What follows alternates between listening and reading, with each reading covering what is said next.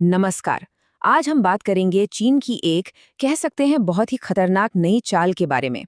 ये एक ऐसी हरकत है जो अरुणाचल प्रदेश के एक भारतीय नागरिक के साथ हुई और इसे भारत की सॉवरेनिटी पर एक सीधा सीधा हमला माना जा रहा है।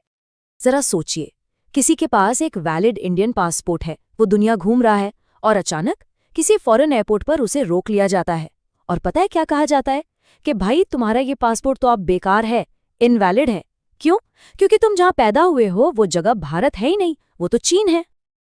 अब ये कोई ख्याली पुलाव नहीं है, ये सच में हुआ है। हाल ही में अरुणाचल प्रदेश की एक इंडियन सिटीजन के साथ शंघाई एयरपोर्ट पर बिल्कुल ऐसा ही हुआ।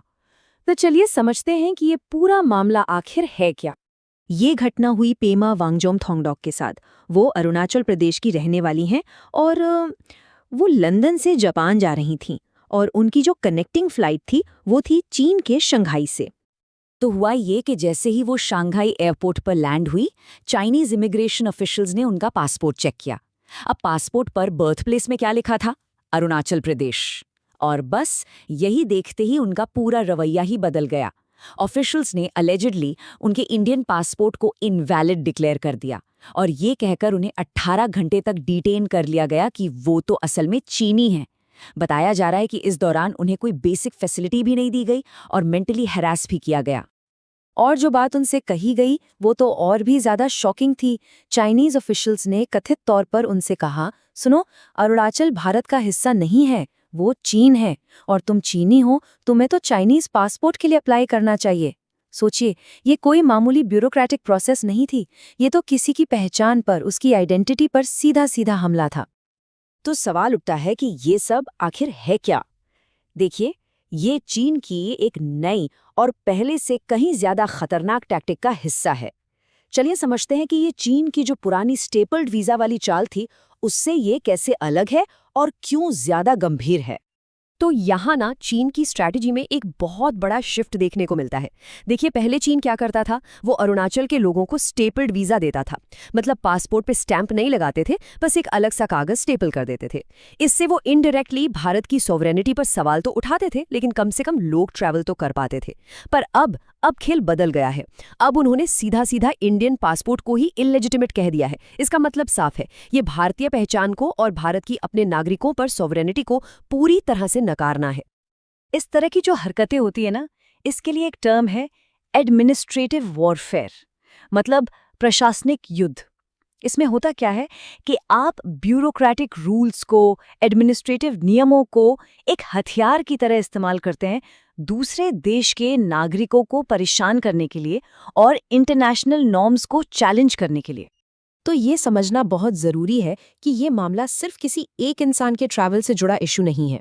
नहीं, ये एक बहुत बड़ा डिप्लोमैटिक प्रोवोकेशन है, एक सोची समझी जानबूझकर की गई उकसावे वाली कार्रवाई। अब जाहिर है, इस हरकत पर भारत चुप तो बैठने वाला नहीं था। तो चलिए देखते हैं कि इंडियन गवर्नमेंट ने इस पर कैसे और क्या करारा जवाब दिया। जैसे ही इस घटना की खबर आई, भारत के मिनिस्ट्री ऑफ एक्सटर्नल अफेयर्स ने फौरन एक्शन लिया। सबसे पहला काम, चीन को एक स्ट्रॉन्ग डिमाश जारी किया गया। अब ये जो डिमाश होता है, ये एक बहुत ही कड़ा फॉर्मल डिप्लोमैटिक प्रोटेस्ट माना जाता है। दूसरा, भारत ने साफ साफ कहा कि ये हरकत इंटरनेशनल एविएशन नॉर्म्स का खुला उल्लंघन है। और विदेश मंत्रालय का जो स्टेटमेंट आया, वो एकदम क्लियर और दमदार था। उन्होंने कहा, अरुणाचल प्रदेश भारत का अभिन्न और अटूट हिस्सा था, है और हमेशा रहेगा। ये एक ऐसी सच्चाई है जिस पर कोई बहस नहीं हो सकती। तो ये बयान चीन के सारे दावों को आप कह सकते हैं पूरी तरह से खारिज कर देता है। तो अब सवाल ये उठता है कि भाई चीन अचानक इतना प्रोवोक क्यों कर रहा है, ऐसी हरकतें क्यों कर रहा है? इसको समझने के लिए इसके पीछे का जो जियोपॉलिटिकल कॉन्टेक्स्ट है उसे समझना बहुत जरूरी है। तो देखिए, सबसे पहली बात तो ये कि चीन अरुणाचल प्रदेश पर अपना क्लेम करता है। वो इसे ज़ैंगनान कहता है, यानी साउथ तिब्बत। अब ये कोई नया दावा नहीं है, ये तो वो हमेशा से करता आया है, लेकिन हाल के दिनों में उसका जो अग्रेशन है वो काफी बढ़ गया है। तो चीन की इस बौखलाहट के पीछे कुछ वजह हो सकती हैं। पहली वजह, भारत का इंफ्रास्ट्रक्चर डेवलपमेंट। भारत अरुणाचल में सेला टनल जैसे वर्ल्ड क्लास प्रोजेक्ट्स बना रहा है, जिससे जाहिर है चीन को मिर्ची लग रही है। दूसरी वजह ग्लोबल डिप्लोमेसी।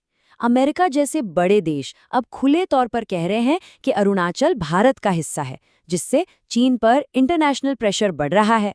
और तीसरी वजह ये चीन की ग्रे जोन टैक्टिक्स का हिस्सा हो सकता है। मतलब ऐसी हरकतें करना जो फुल फ्लेज्ड वॉर तो नहीं है, लेकिन आम नागरिकों को टारगेट करके इंडियन गवर्नमेंट पर प्रेशर बनाने की कोशिश है। तो इस पूरे एनालिसिस का टेक अवे क्या है? देखिए, ये घटना सिर्फ एक बॉर्डर डिस्प्यूट से कहीं ज्यादा गहरी है। पेमा थोंगडो के साथ जो हुआ वो सिर्फ हरासमेंट नहीं था, ये हमारी नेशनल आइडेंटिटी पर हमला था। ये अरुणाचल प्रदेश में पैदा हुए हर एक भारतीय नागरिक पर हमला था।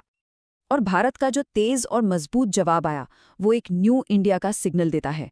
ये दिखाता है कि भारत अपनी टेरिटरी और अपने सिटीजन्स की डिग्निटी की रक्षा के लिए पूरी तरह से कमिटेड है और वो किसी भी प्रेशर में झुकने वाला नहीं है। अब ये पूरा मामला हमें एक बड़े सवाल पर लाकर खड़ा कर देता है। क्या भारत को भी इसके जवाब में चाइनीज सिटीजन्स के लिए ट्रैवल रेगुलेशंस और ज्यादा सख्त कर देने चाहिए? ये एक ऐसा सवाल है जिस पर सोचने की जरूरत है कि ऐसे किसी कदम के नतीजे क्या हो सकते हैं।